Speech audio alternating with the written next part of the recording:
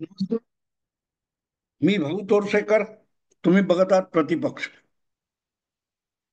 मित्रांनो, ठराविक गोष्ट ठराविक दृष्टिकोनातून बघितली नाही, त्या अँगलने बघितली नाही, तर ती गोष्ट आपल्याला कळेलच असं नाही. ते म्हणतात ना, 2 डायमेन्शनल 3 डायमेन्शनल फोटो आपण समोर बघतो, पण तो फोटो एका भिंतीवर असतो आणि सपाट असतो, त्याला खोली नसते, डेप्थ नसते. त्यामुळे आपण त्या भिंतीजवळ गेलो, तो हळूहळू करत त्यातला जिवंतपणा ओसरत जातो. त्यामुळे समोरूनच जर तो फोटो बघितला, त्या भिंतीकडे बघितलं, तर आपल्याला त्यातून सूचित करणारे अर्थ लागू शकतात. पण आपला अँगल बदलला, वेगवेगळ्या ठिकाणी तुम्ही टुरिस्ट म्हणून गेलात, तर तिथे सांगतात की हा फोटो तिकडे उभं राहून बघा, इकडे उभं राहून बघा, मग ते डोळे असं करतात, नाक असं दिसतं, वगैरे वगैरे, चित्र बदलतात, काय काय होतं. तर तो दृष्टिकोन म्हणून महत्वाचा असतो. तुम्ही कुठच्या दृष्टीने बघता, कुठच्या काय ते समजुतीने बघता, यालाही महत्व असतं. आणि म्हणून काल परवा दोन ठाकरे बंधूंची जी 5 तारीखला एक संयुक्त बैठक मेळावा झाला, विजयी मेळावा झाला. मंचावर फक्त दोन ठाकरे बंधूच होते, चुलत बंधू होते. आणि त्यामध्ये झालेली भाषणं, यावर अनेक अनेक प्रतिक्रिया आलेल्या आहेत. मी सुद्धा एक दोन व्हिडिओ केलेले आहेत की राज ठाकरेंच्या तुलनेमध्ये उद्धव ठाकरेंचं भाषण कसं होतं, राज ठाकरे आपल्या मर्यादेत राहून कसं बोलत होते, आणि उद्धव ठाकरेंना हा मेळावा कशासाठी आहे त्याचा पण ठाम पत्ता नव्हता. हे सुद्धा मी विश्लेषण करून सांगितलेलं आहे.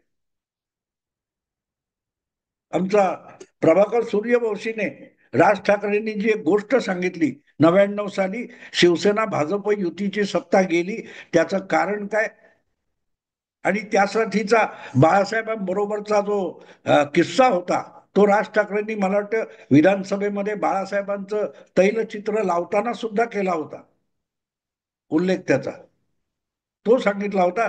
त्यामधला गर्भित काय तो, त्यामागची पार्श्वभूमी काय होती, ही प्रभाकर सूर्यवंशीने तपशिलात सांगण्याचा प्रयत्न केला. पण राज ठाकरे यांचं मर्यादा सांभाळणार आणि नेटकं जे भाषण होतं, ते जितकं बारकाईने, मी 4-5 वेळा आतापर्यंत ऐकले मुद्दाम, हा माणूस, हा तरुण नेता काय सांगू इच्छितो, कारण मी लपवलेलं नाही कधी की राज ठाकरे या तरुण नेत्याकडून भविष्यात काही घडण्याची माझी अपेक्षा आहे. ती किती पुरी होईल मला माहित नाही. पण जेव्हा एखाद्या व्यक्तीकडे गुणवत्ता आणि क्षमता असते, पात्रता असते, तेव्हा तो काय करू शकतो याच्या अपेक्षा असतात. आपल्या घरात तुम्ही बघा, आपल्या कुटुंबात, परिवारात बघा, एखादं मूल जेव्हा हुशार असतं, तेव्हा त्याच्याकडून आपल्या भरपूर अपेक्षा असतात. त्याने शाळेमध्ये, वर्गामध्ये पहिला क्रमांक मिळवावा, निदान पहिल्या 2-3 क्रमांकामध्ये राहावं. त्यापेक्षा हुशार असेल तर त्याने जिल्ह्यामध्ये, बोर्डामध्ये पहिलं यावं, टॉपर व्हावं. त्याच्यामध्ये खेळाची क्षमता असेल तर कुठल्या ना कुठल्या खेळामध्ये, कुठल्या ना कुठल्या कलेमध्ये त्याने फार मोठा पराक्रम गाजवून दाखवावा, ही आपली अपेक्षा असते. कारण त्याच्या गुणवत्तेकडे आपण डोळसपणे बघत असतो. घरात 4 मुलं असतील, 2 मुलं असतील, परिवारामध्ये 25 मुलं असतील, त्या प्रत्येक मुलाने आपलं कर्तृत्व गाजवावं आणि आपल्या परिवाराचं नाव जगभर करावं, ही आपली अपेक्षा नसते. पण त्या परिवारामध्ये, त्या 25-30 मुलांमध्ये किंवा घरातल्या 2-3 मुलांमध्ये, ज्या मुलामध्ये अधिक पात्रता, अधिक क्षमता असते, त्याच्यावर आपला डोळा असतो, आपली बारीक नजर असते, आणि आपल्या अपेक्षा त्याच्याकडूनच असतात. आणि म्हणून राज ठाकरे याच्याकडे जर आपल्या काकासारखी क्षमता, पात्रता आणि दृष्टिकोन सुद्धा असेल, समज सुद्धा असेल, तर मग बाळासाहेबांनंतर ठाकरे घराण्याच्या वारसा पुढे घेऊन जाण्याची अपेक्षा कोणी करायची असेल तर ती राज ठाकरेकडून करता येते. उद्धव ठाकरे, आदित्य ठाकरे यांच्याकडून करता येणार नाही. आणि म्हणून मला बाळासाहेब खूप आवडायचे. त्यामुळे बाळासाहेबांचा वारसा कोणीतरी पुढे चालवला पाहिजे, ही माझी अपेक्षा आहे. आणि त्या अपेक्षेमुळेच मी राज ठाकरे या विषयामध्ये, मला सॉफ्ट कॉर्नर आहे अशी टीका झाली तरी सहन करतो. आणि म्हणून मग राज ठाकरेंचं ते एक ऐतिहासिक क्षणीचं जे भाषण आहे ते मी आतापर्यंत 5 वेळ अगदी शांतपणे एकाग्र होऊन ऐकण्याचा, समजून घेण्याचा प्रयत्न केला. आणि ज्या वेळेला तुम्ही असा प्रयत्न करता तेव्हा त्या घटनेचे, त्या प्रसंगाचे, त्या भाषणाचे वेगवेगळे पैलू हळूहळू करत तुमच्या समोर उलगडत येतात. आणि जेव्हा येतात तेव्हा तुम्ही मांडणार. 4-5 हजार वर्षापूर्वीच ती अजिंठा वेरूळची लेणी ही कुणातरी इंग्रज संशोधकाने शोधून काढली म्हणून लोकांसमोर आली. पण त्याने शोधून काढली त्याच्या 4 दिवस आधी किंवा 2 वर्ष आधी ती लेणी खोदली गेलेली नव्हती. तसं ज्यावेळेला तुम्हाला ती गोष्ट उलगडते, समजते, समोर येते तेव्हा मांडणं, याला मी उशीर झाला असं म्हणत नाही. आणि म्हणून मी, माझ्या अपेक्षा जर राज ठाकरेंकडून आहेत तर त्यांच्याकडून काय होतं याच्यावर बारीक नजर ठेवणं अगत्याचं वाटतं. आणि त्यामुळे मला एक नवा पैलू सापडला असेल तर तो समोर आणणं तितकंच अगत्याचं होऊन जातं. राज ठाकरे आपल्या भाषणामध्ये एक तुलनेने अनाकलनीय वाटेल असं वाक्य बोललेले, तुलनेने अनाकलनीय वाटेल. आणि लक्षात ठेवा, त्यावर प्रतिक्रिया देताना राज्याचे मुख्यमंत्री देवेंद्र फडणवीस यांनी राज ठाकरे यांचे आभार मानलेत. विचित्र आहे की नाही? एका बाजूला एका भावाने शिव्या शाप देण्याचे कुठचेही शब्द आखडता हात न घेता बोलून टाकले. जितकं करता येईल तेवढं देवेंद्र फडणवीसांना बदनाम आणि शिव्याशाप देण्याचं काम त्याच मंचावरून उद्धव ठाकरे करत होते. अशा वेळेला कौतुकाचा वाटेल असा एकही शब्द न उच्चारता राज ठाकरे यांनी देवेंद्र फडणवीसांचं जे कौतुक केलं ते अनाकलनीय असं मी म्हणतो. कारण माझ्या पण ती गोष्ट चटकन नजरेत आली नाही.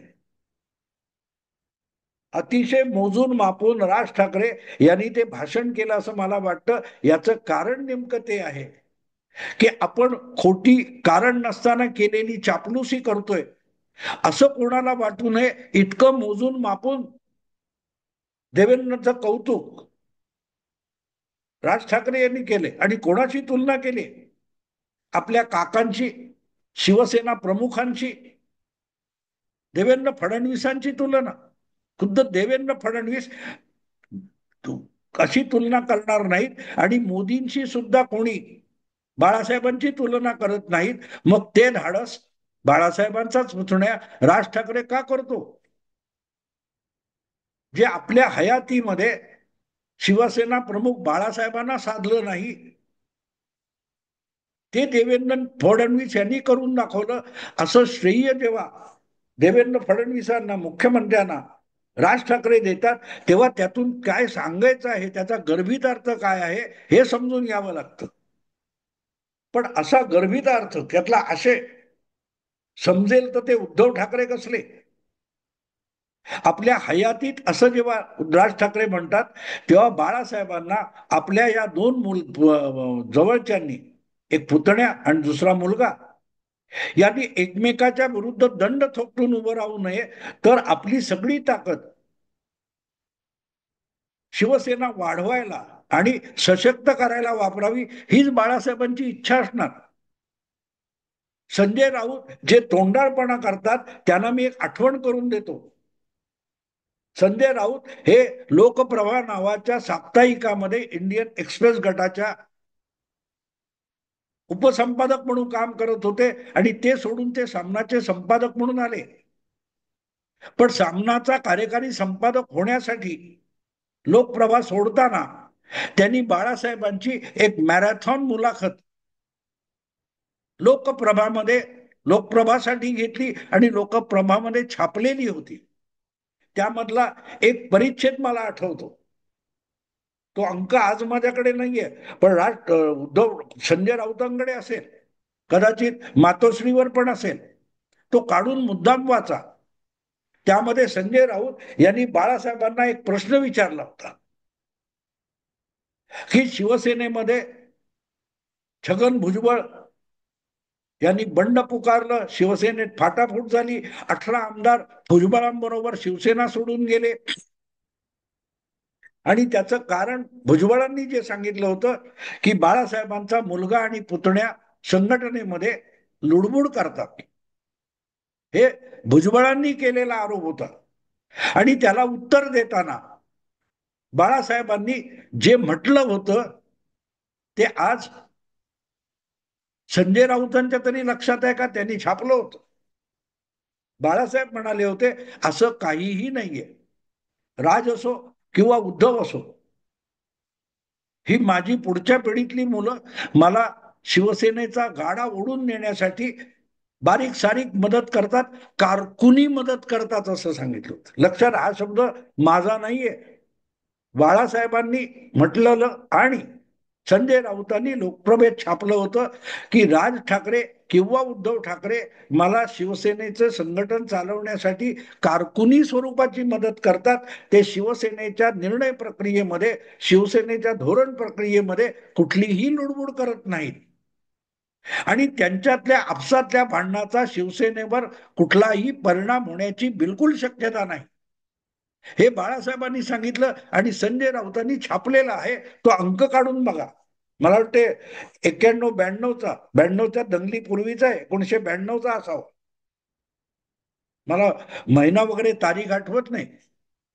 पण त्याच मुलाखतीमध्ये बाळासाहेबांनी आणखीन एक गोष्ट सांगितली होती की या दोघांचं पटत नाही.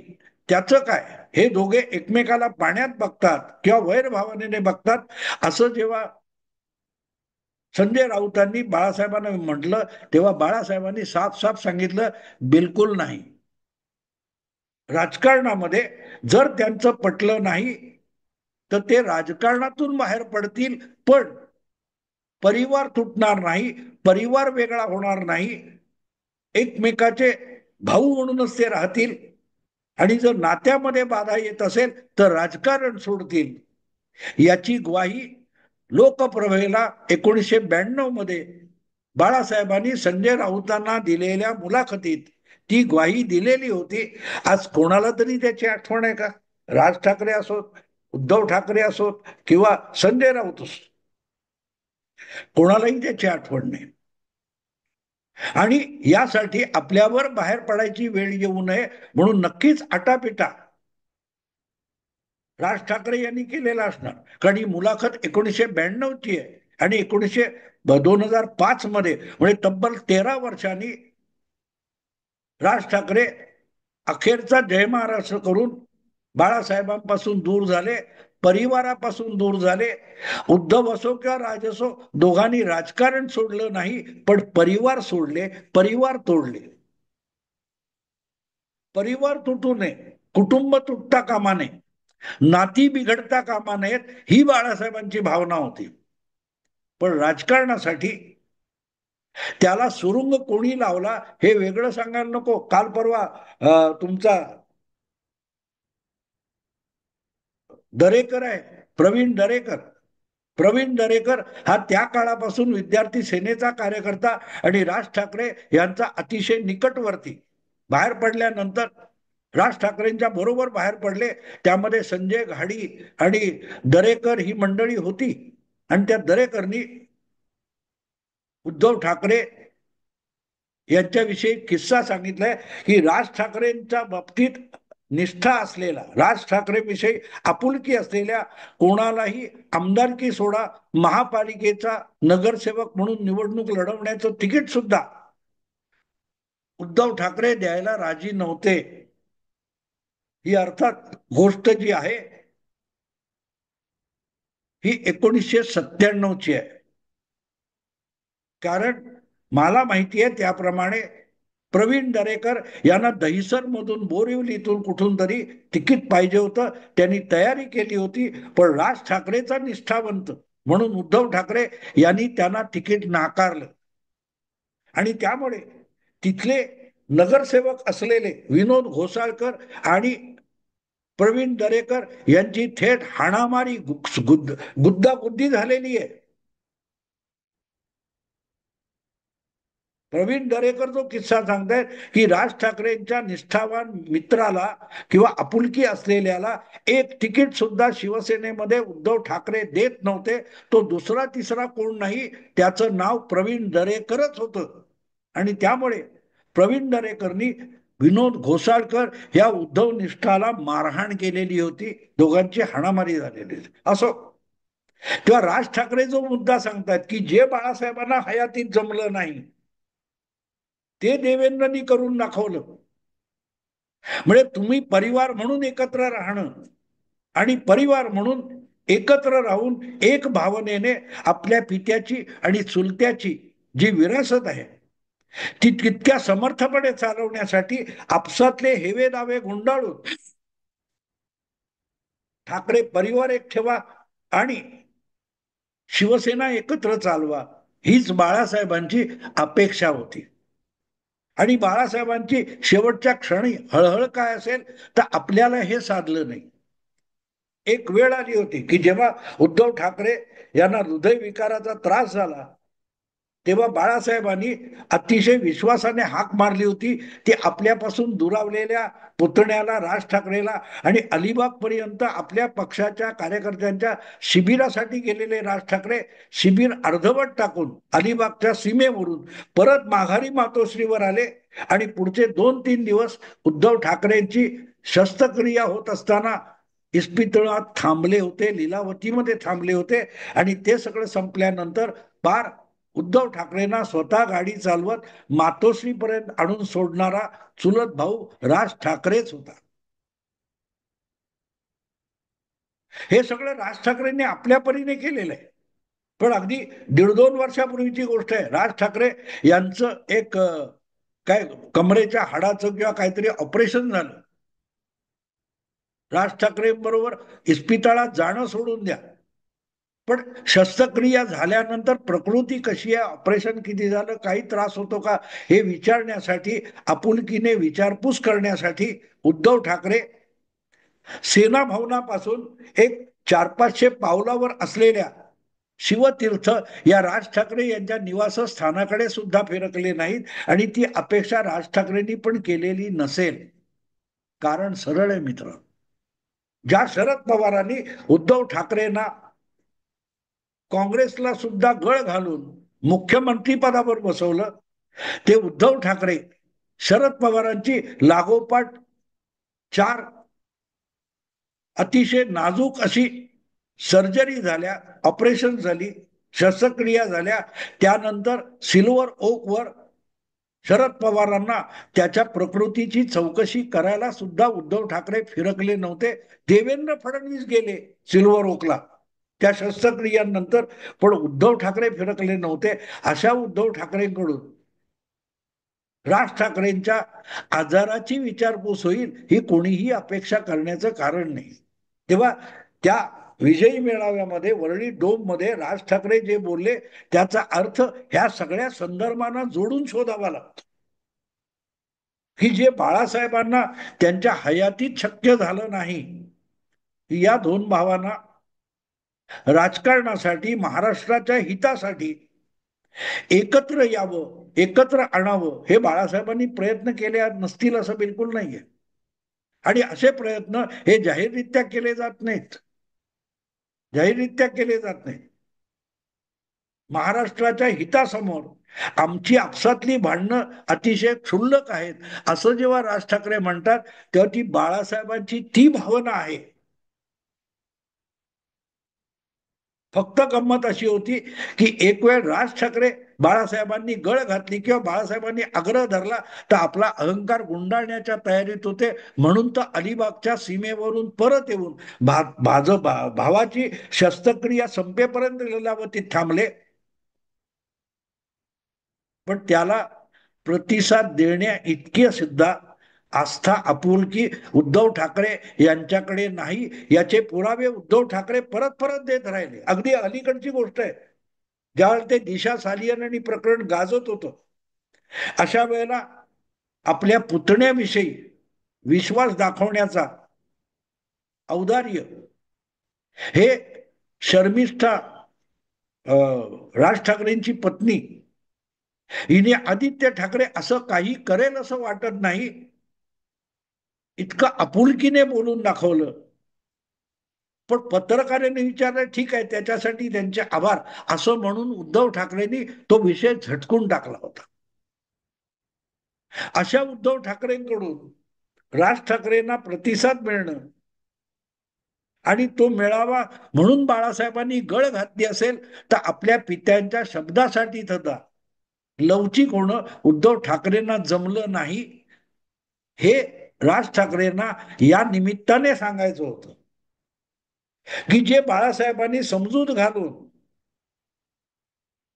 हळूवारपणे उद्धवला समजवायचा प्रयत्न केला, ते उद्धवला समजलं नाही. पण हिंदीची सक्ती वगैरे असल्या राजकारणातून भावाकडे भाऊ म्हणून बघावं, कुटुंबाकडे कुटुंब म्हणून बघावं, आणि घराण्याची जी विरासत किंवा वारसा आहे तो चालवण्यासाठी तरी दोन भावांनी एकत्र यावं, ही जी पित्याची आणि चुलत्याची इच्छा होती ती देवेंद्र फडणवीसांनी पूर्ण करून दाखवली. कारण सरळ सांगून समजत नाही, तो उंगली टेढ़ी करनी पडती है, ती उंगली टेढ़ी करून देवेंद्र फडणवीसांनी साधलं. पण ते जितकं दिसतंय तितकं समर्थपणे उद्धव ठाकरे पुढे चालवू शकतील याची आशा नाही. इतकाच निराशेचा सूर राज ठाकरेंच्या त्या बोलण्याच्या गर्भितार्थामध्ये सामावलेला आहे. बाळासाहेबांना शक्य झालं नाही, ते देवेंद्र फडणवीसांनी करून दाखवलं. म्हणजे आम्हाला जाहीररित्या एकत्र आणून दाखवलं, मुद्द्यासाठी एकत्र आणून दाखवलं. पण त्यासाठी जी लवचिकता लागते, जो विश्वासार्हता लागते, ते उद्धवकडे तसूभर सुद्धा नाही, चिमुटभर सुद्धा नाही. हा सुद्धा राज ठाकरे यांच्या बोलण्याचा गर्भित अर्थ आहे. समजून घेतला तर, अन्यथा 4 दिवस नाचतील, पुढे काही नाही. असो, आता इथेच थांबतो. आवडलं लाईक करा, शेअर करा आणि प्रतिपक्षाला सबस्क्राईब करा. नमस्कार.